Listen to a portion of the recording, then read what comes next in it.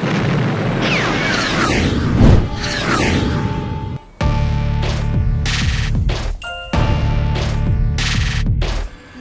One India Hindi में आपका स्वागत है। द्वितीय विश्व युद्ध में हिटलर और जर्मनी की हार की सबसे बड़ी वजह मानी जाती है रूस के स्टालिनग्राद में जर्मन सेना की हार। और उस समय की सबसे ताकतवर सेना स्टालिनग्राद में इसलिए हार गई थी क्योंकि वहां ठंड बहुत ज्यादा थी। और 1942 में जर्मन सेना की उसी हार ने दूसरे विश्व युद्ध का रुख ही बदल दिया था। आप सोच रहे होंगे कि हम आज द्वितीय विश्व युद्ध की बात क्यों कर रहे हैं, तो बता दें कि मंगलवार को देश में सियाचिन दिवस मनाया गया। वो सियाचिन जो दुनिया का सबसे दुर्गम, सबसे ऊंची और सबसे ठंड और सबसे खतरनाक युद्ध स्थल है। उस युद्ध स्थल पर भारतीय सेना पिछले 36 साल से बिना हारे जंग लड़ रही है, जबकि ये इलाका स्टालिनग्राद से कहीं ज्यादा दुर्गम और ठंडा है। यहाँ भारत के 10,000 जवान देश की अखंडता को बनाए रखने के लिए दिन रात पहरेदारी करते हैं। इस दौरान उन्हें ऐसी कठिनाइयों का सामना करना पड़ता है जिसका सामना एक आम मानव शरीर नहीं कर सकता, क्योंकि 24,000 फीट की ऊंचाई पर सैनिकों को दुश्मन की गोली से ज्यादा खतरा वहाँ के मौसम से रहता है।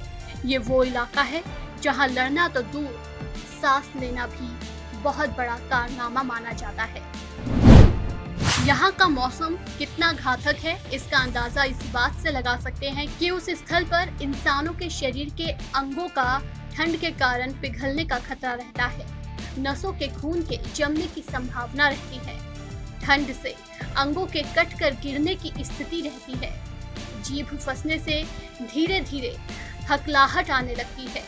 सफेद बर्फ के रेगिस्तान में आंखों की रोशनी जाने की संभावना रहती है। मन मस्तिष्क छिन्न भिन्न होने का खतरा रहता है।